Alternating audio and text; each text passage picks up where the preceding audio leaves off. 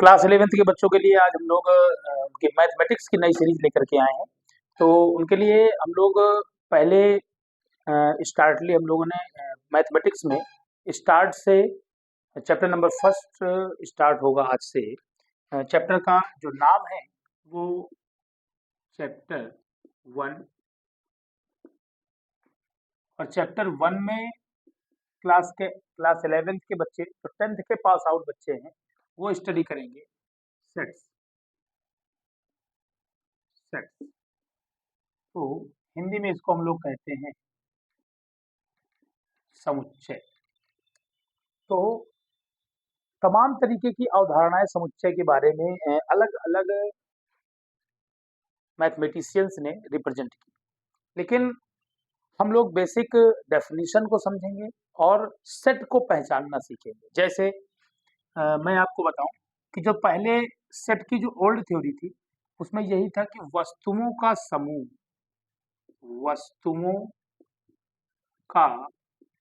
संग्रह या समूह, मतलब इसको कलेक्शन ऑफ ऑब्जेक्ट्स वस्तुओं का जो संग्रह था उसे हम लोगों ने क्या नाम दिया? सेट नाम दिया। जो सेट की ओल्ड थ्योरी थी, जो ओल्ड इसका जो पहले मानना था, सबसे पहले सेट यही माना कि वस्तुओं का संग्रह, ठीक। लेकिन वस्तुओं का संग्रह ये स्टार्ट में जब सेट जैसे कंटेंट आए तो उसमें शुरू में यही मानना था कि वस्तुओं का संग्रह क्या कहलाता है? समुच्चय कहलाता है। लेकिन समय बीतने के बाद तमाम तरह के लोग, तमाम वीर पुरुष कहा जाए तो आते ही रहे। तो जैसे हमने वस्तुओं का संग्रह किया तो हम लोगों से जैसे मान लो उनके खाने के विचार लेने लगे। खाने के विचार कि उनको खाने में क्या पसंद है। तो कोई आदमी था ए, मान लीजिए कोई आदमी था ए, ठीक, और इस आदमी से पूछा गया कि तुमको खाने में क्या पसंद है, ठीक। और एक आदमी था बी, इससे पूछा गया तुम्हें खाने में क्या पसंद है। तो इसके जो खाने में पसंदीदगी थी, वो जो इसकी रोचकता थी, जो इसका अट्रैक्शन था खाने की चीजों में, मान लीजिए इसने बताया कि हमको पनीर पसंद है, ठीक, पनीर पसंद है। इसने बता दिया कि हमको छोला बहुत पसंद है, ठीक, इसने बता दिया कि हमको छोला बहुत पसंद है। हमको मान लीजिए कोई सब्जी बता दिया कि इसने हमको और तमाम तरीके की सब्जी बता दिया। लेकिन इसने जितनी भी बातें बताई, नॉन वेजिटेरियन बात नहीं बताई।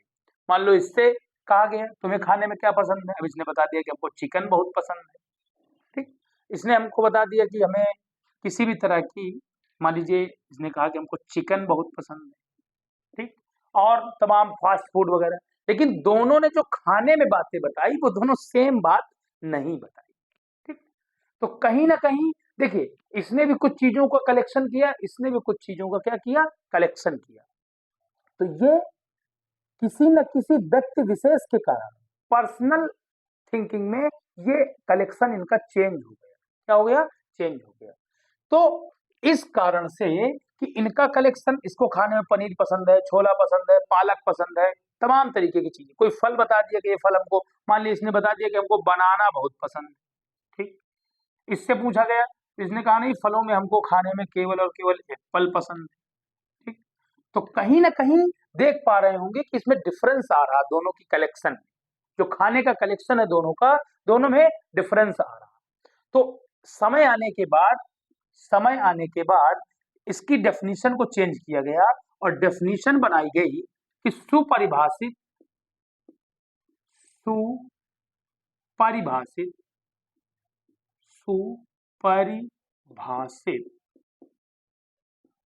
वस्तुओं का सुपरिभाषित वस्तुओं का संग्रह,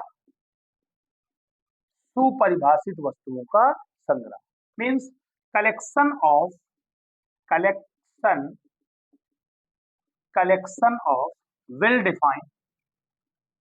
वेल डिफाइंड ऑब्जेक्ट्स।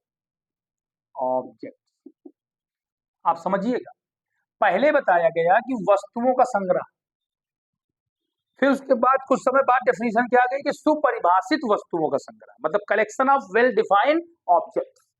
आप समझे, जो बेसिक बात थी कि वस्तुओं का संग्रह, ये डेफिनेशन समय आने पर गलत क्यों कर दी गई। मान लीजिए आपसे पूछा जाए कि आपको 5 क्रिकेटर के नाम बताना है कि जो आपको बहुत पसंद हो, तो किसी एक व्यक्ति से पूछा गया तो उस व्यक्ति ने बता दिया कि हमको विराट कोहली बहुत पसंद है, सचिन तेंदुलकर बहुत पसंद है, हमें MS धोनी बहुत पसंद है ना। लेकिन अगर वही बात किसी दूसरे आदमी से पूछा जाए, किसी दूसरे आदमी से पूछा जाए पर्सनली कि तुम्हें 5 क्रिकेटर बताओ, तो उसने कह दिया हमको AB डिविलियर्स बहुत पसंद है।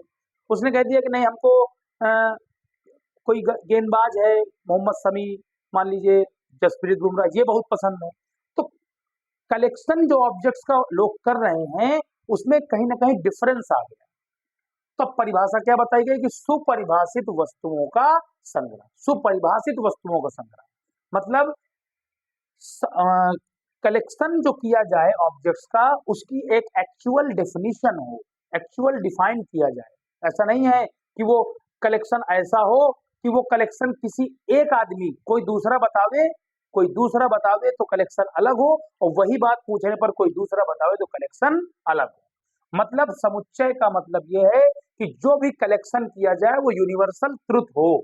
ऐसा नहीं कि हम एक कलेक्शन पूछे और एक कलेक्शन के लिए कोई क्वेश्चन किसी आदमी से करें तो वो कलेक्शन उसका दूसरा हो।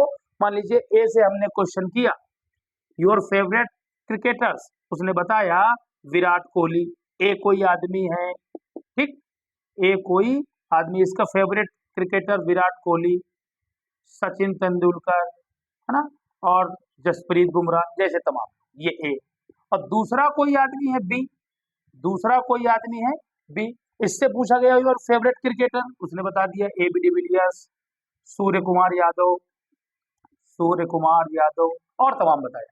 तो ये भी कलेक्शन कर रहा है, ये भी कलेक्शन कर रहा है, लेकिन दोनों के कलेक्शन में डिफरेंस आ रहा है।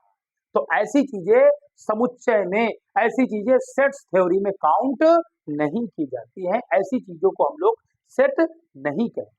समझ रहे बात हमारी? तो ये डेफिनेशन फाइनली क्या हो गई, रॉन्ग हो गई। अब इसके बाद भी कुछ और एरर्स पाए गए जो दूसरी डेफिनेशन थी, तो अभी तक कुछ दिन तो दूसरी डेफिनेशन यही चली।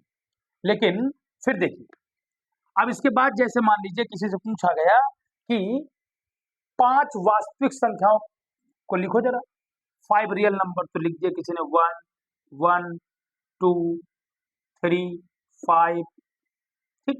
तो देखो कितने हो गए, 1 2 3 4 5, 5 वास्तविक संख्या है। अब अगर हम इसका स्थान चेंज कर दें और इसका स्थान चेंज कर दें, इसको इधर कर दें और इसको इधर कर दें, 2 3 5, तो क्या कोई डिफरेंस आया? क्या कोई डिफरेंस आ गया? कोई डिफरेंस नहीं आया।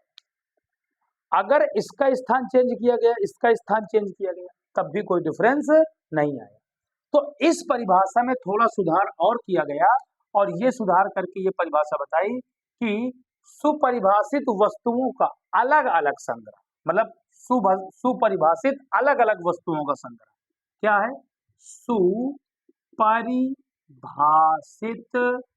सुपरिभाषित अलग अलग, या अलग अलग के अलावा लिख दीजिए भिन्न भिन्न, सुपरिभाषित भिन्न भिन्न वस्तुओं का, सुपरिभाषित भिन्न भिन्न वस्तुओं का संग्रह, सुपरिभाषित भिन्न भिन्न वस्तुओं का संग्रह means collection of well defined distinct objects,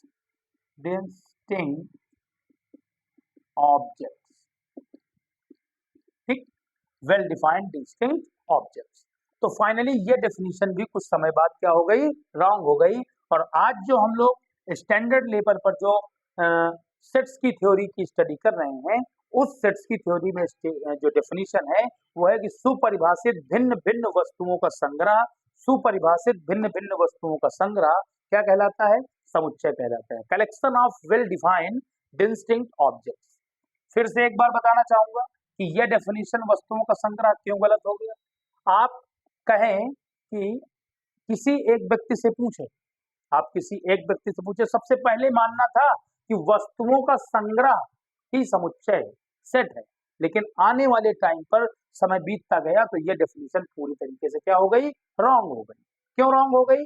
क्योंकि आप दो व्यक्ति लीजिए, दोनों से उनकी कुछ पसंदीदा चीजें पूछिए कि तुम्हें खाने में क्या पसंद है, तो हो सकता है एक आदमी को पनीर पसंद हो, छोला पसंद हो, छेना पसंद हो, बहुत पसंद हो, दूध पीना पसंद हो, फलों में केला खाना पसंद हो। दूसरा आदमी हो सकता है उसको पनीर ना पसंद हो सकता है उसको केला ना पसंद हो, दूसरी कोई चीजें पसंद हो।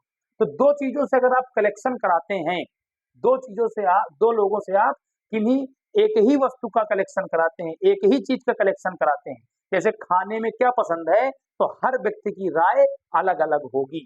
तो इस कारण से ये डेफिनेशन समुच्चय की क्या थी, गलत थी। खाने में क्या पसंद है आपको, हर व्यक्ति की इसमें अलग अलग राय होगी, ठीक, इसलिए ये डेफिनेशन क्या हो गई, गलत। उसके बाद डेफिनेशन बताई गई कि सुपरिभाषित वस्तुओं का संग्रह, ऐसा संग्रह जिसमें वस्तुएं क्या हो, सुपरिभाषित हो, मतलब अलग अलग। सुपरिभाषित का मतलब होता है कि व्यक्ति बदल देने पर उसकी राय ना बदल जाए। व्यक्ति बदल दो आप कि तुमको कौन सा क्रिकेटर पसंद है, तो वो बतावे कि हमें 5 ये पसंद है, कोई दूसरा बतावे कि नहीं हमको 5 ये दूसरे वाले पसंद है। तो सुपरिभाषित से सिर्फ इतना ही मतलब है कि व्यक्ति बदल देने पर उनकी सोच या राय न बदल जाए। किसी एक चीज के बारे में अगर पूछा जाए तो उसकी राय और सोच सेम वही होनी चाहिए, ठीक। और आने वाले समय में कुछ लोगों से जब ये वाली बात भी रखी गई, मान लीजिए किसी से कहा गया कि आप जरा 5 वास्तविक संख्या लिखें, तो आपने 5 वास्तविक संख्या लिखी, तो लिख दिया 1 1, मान लीजिए 2 3, फिर 1 लिख दिया 5। अब अगर इसका स्थान और इसका स्थान आपस में बदल दिया जाए, 1 2 3, फिर यहाँ 1 5, तो क्या इसका और इसका, इन दोनों का स्थान बदल देने पर यहाँ पर कोई फर्क या प्रभाव नहीं पड़ा, मतलब अरेंजमेंट में कोई फर्क नहीं आ रहा था। तो इसलिए फिर से नई डेफिनेशन लागू की गई कि सुपरिभाषित भिन्न भिन्न वस्तुओं का मतलब किसी का रेपिटेशन नहीं है, repetition is not allow in set theory. Set theory में रेपिटेशन की कोई वैल्यू नहीं है, रेपिटेशन को कोई भी महत्व या समझ नहीं दी जा सकती है। तो आशा करते हैं, आई होप कि आपको डेफिनेशन ऑफ सेट बिल्कुल समझ में आ गया होगा कि वस्तुओं का संग्रह ऐसा संग्रह कि व्यक्ति बदल दिया जाएगा तो उसकी राय उस मुद्दे पर नहीं बदले। आपको 5 नेता कौन से पसंद है, कौन से 5 आपको पॉलिटिशियंस पसंद है, तो आपको 5 पॉलिटिशियन जो पसंद है, हो सकता है किसी दूसरे आदमी को वो पॉलिटिशियंस पसंद ना हो, बिल्कुल नहीं पसंद, तो जरूरी नहीं कि सबकी पसंद सेम हो। तो ऐसी चीजें किसमें नहीं काउंट हो सकती हैं, सेट में काउंट नहीं हो सकती। तब एक नया वर्ड जोड़ा गया उसमें कि वेल डिफाइंड, कैसा ऑब्जेक्ट, वेल डिफाइंड ऑब्जेक्ट का जो ग्रुप होगा, जो समूह होगा, उसे हम लोग collection of well defined object. Well defined में भी अगर वेल डिफाइंड वाली बात आ गई तो उसमें एक कुछ क्रॉस क्वेश्चन ये हुआ कि किसी ने एक ही चीज का बार बार क्या कर दिया, रेपिटेशन कर दिया, और रेपिटेशन कर देने पर क्या हुआ, अगर इसका स्थान बदल दिया जाता है तो कोई फर्क नहीं पड़ता। अब फिर उसके बाद फिर नई डेफिनेशन निकल के आई कि सुपरिभाषित भिन्न भिन्न वस्तुओं का समुच्चय, collection of well defined distinct objects, भिन्न भिन्न वस्तुओं का जो समूह होगा उसे हम लोग क्या कहेंगे, उसे हम लोग कहेंगे सेट। तो इसको नोट जरूर कर लें बच्चे। तो आप समझ गए होंगे कि सेट में क्या है, कलेक्शन ऑफ ऑब्जेक्ट्स भी नहीं है, collection of well defined objects भी गलत होगा आपका, केवल collection of different different and distinct objects को ही हम लोग सेट के अंतर्गत रखते हैं। तो अभी हम कुछ आपके सामने क्वेश्चन लिखेंगे और आपसे पूछेंगे कि क्या ये सेट है या नहीं, ठीक। जैसे मैं आपसे कहूं कि द सेट ऑफ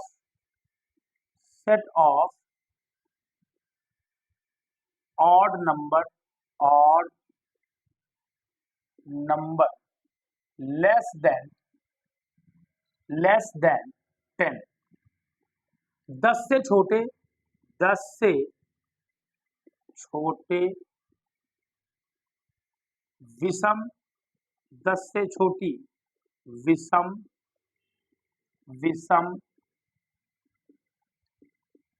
संख्याओं का समुच्चय। ठीक, ये पहली बात हो गई। दूसरी बात, ठीक, अब आपसे कहा जाए कि वॉवेल ऑफ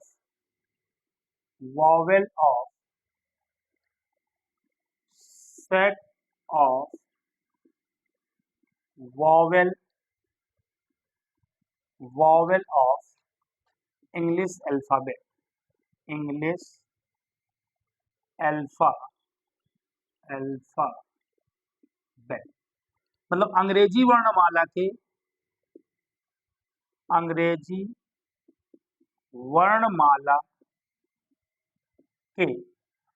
वर्णमाला के स्वरों का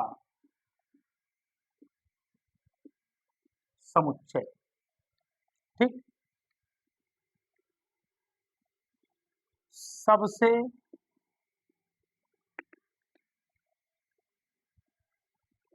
चलिए पहले इन दोनों को समझते हैं।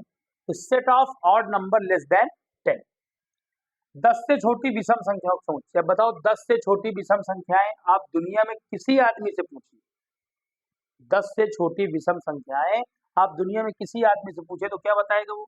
1, 3, 5, 7, 9। ऐसा है क्या कि अगर हम किसी एक से पूछे तो ये बता दें क्या इसमें कि लेस देन 10 जो ऑड नंबर है क्या ये कहीं बदल सकते हैं? किसी से भी आप पूछेंगे तो यही बताएगा, चाहे इंडिया में पूछे, चाहे जापान में पूछे, चाहे अमेरिका में पूछे, लेस देन 10 ऑड नंबर यही है। तो ये चेंज नहीं हो सकते। क्या नहीं हो सकते हैं? चेंज नहीं हो सकते हैं। तो ये आपका सेट है, वेल डिफाइंड डिस्टिंक्ट ऑब्जेक्ट। देखिए कोई भी रिपीट भी नहीं किया गया। दूसरी चीज, अंग्रेजी वर्णमाला के स्वरों को तो 5 स्वर होते हैं, ए, ई, आई, ओ, यू। अब आप बताइए अंग्रेजी वर्णमाला में जो स्वर हैं, जो वॉवेल हैं, इनके अलावा और कुछ हो सकते हैं क्या? पॉसिबल ही नहीं है। ऐसा है क्या कि किसी एक आदमी से पूछा जाए तो ये बतावे, किसी एक आदमी से पूछा जाए तो वो बतावे? ऐसा पॉसिबल नहीं। ठीक है, तो ऐसी चीजें ये भी हमारा किसके अंतर्गत आएगा? सेट के अंतर्गत आएगा, सेट थ्योरी में काउंट होगा। अगर हम अगला एग्जांपल ले लें कि 10 सर्वश्रेष्ठ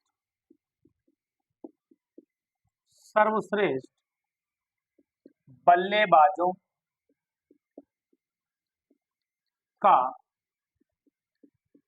संग्रह, 10 सर्वश्रेष्ठ बल्लेबाजों का संग्रह, मतलब आपको 10 सर्वश्रेष्ठ बल्लेबाजों का संग्रह लिखना है। अब इसमें सबकी राय अलग अलग होगी। अगर बल्लेबाज लिखोगे तो कोई रोहित शर्मा बोलेगा, कोई विराट कोहली बोलेगा, हर आदमी की राय क्या होगी? अलग अलग होगी। किसी को कोई दूसरा बल्लेबाज पसंद होगा तो किसी को कोई दूसरा बल्लेबाज पसंद होगा। ठीक है ना, इसमें सबकी राय सेम नहीं हो सकती है, इसलिए ये हमारा सेट नहीं है। चौथा अगर हम देखें 10 या सर्वश्रेष्ठ लेखकों का संग्रह, सर्वश्रेष्ठ लेखकों का संग्रह, क्या इसमें सबकी राय सेम हो सकती है? किसी को तुलसीदास, किसी को प्रेमचंद, किसी को सबको अलग अलग पसंद है, तो सब सर्वश्रेष्ठता सबके लिए सेम नहीं हो सकती। इसमें सबकी क्या होगी? अलग अलग राय होगी। तो ये भी हमारा सेट नहीं है। जरूरी नहीं है सर्वश्रेष्ठ लेखकों का समुच्चय प्रेमचंद, आचार्य रामचंद्र शुक्ल, महावीर प्रसाद द्विवेदी, तो क्या सबको यही पसंद होंगे क्या? जरूरी थोड़ी नहीं कि सबको यही पसंद हो। कोई दूसरा लेखक भी किसी को पसंद हो सकता है, किसी को डॉक्टर सर्वपूर्णानंद पसंद हो सकते हैं, तो अलग अलग राय हो सकती है इसमें। तो इसलिए ये भी हमारी सेट थ्योरी के अंतर्गत नहीं आएगा। अगला अगर देखा जाए तो जैसे हमने लिखा कि सबसे खतरनाक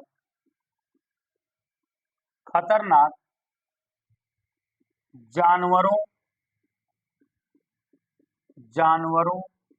का संग्रह, ये बताना है कि सेट है कि नहीं। तो सबसे खतरनाक जानवरों का संग्रह ये सेट है कि नहीं, ये देखिए सबसे खतरनाक जानवर, अब इसमें भी सबकी अलग-अलग राय है। सपेरा सांप को हाथ में लिए घूमता है और किसी को आप सांप दिखा दें, तो हो सकता है भाग जाए। तो हर आदमी की इसमें राय अलग-अलग हो सकती है। किसी को छिपकली से बहुत डर लगता है, तो उसके लिए बहुत खतरनाक हो गई छिपकली, और कोई हाथ में पकड़ने की क्षमता रखता है। तो इसमें भी सबकी राय क्या है, लगभग अलग-अलग ही है। तो ये भी हमारा सेट थ्योरी के अंदर नहीं लिया जाएगा। तो सबसे पहले तो आप समझिए कि सेट थ्योरी की डेफिनेशन फिर से एक बार मैं बोले दे रहा हूं कि collection of well defined distinct object is called set. Collection of well defined distinct object is called set. मतलब अगर किसी एक पॉइंट पर, किसी एक शीर्षक पर किसी से कहा जाए कि तुम सेट लिखो, तो वो सेट के एलिमेंट्स अलग अलग नहीं होने चाहिए। यहाँ पर अलग अलग हो सकते हैं एलिमेंट्स, सर्वश्रेष्ठ बल्लेबाजों का समुच्चय। किसी एक आदमी से पूछोगे, किसी दूसरे आदमी से पूछोगे, इसको सचिन पसंद, इसको धोनी पसंद, ठीक, इसको विराट कोहली पसंद, हो सकता है इसको एबी डिविलियर्स बहुत पसंद हो सकता है इसको क्रिस गेल बहुत पसंद हो। तो सबकी राय क्या हो सकती है, अलग अलग हो सकती है। इसलिए ये हमारा सेट नहीं है। सर्वश्रेष्ठ लेखकों का संग्रह, लेखकों के संग्रह में 4 लोगों से पूछोगे, चारों 4 अलग अलग तरह के लोगों को अलग अलग लेखक पसंद होंगे। सबसे खतरनाक जानवरों का संग्रह, अभी बताया थोड़ी देर पहले मैंने, किसी को किसी से डर लगता है तो उसके लिए खतरनाक है, किसी के लिए कोई दूसरा जानवर खतरनाक है, ठीक। तो ये रही आज की क्लास में जो हम लोगों ने बेसिकली डिस्कस किया, वो केवल और केवल डेफिनेशन ऑफ सेट थी, ठीक। तो अब आगे हम लोग अगले वीडियो में रिप्रेजेंटेशन ऑफ सेट की थ्योरी की पूरी स्टडी करेंगे, ठीक है। तो आई होप कि आज का वीडियो आपको बेहद पसंद आएगा। तो थैंक यू फॉर वॉचिंग।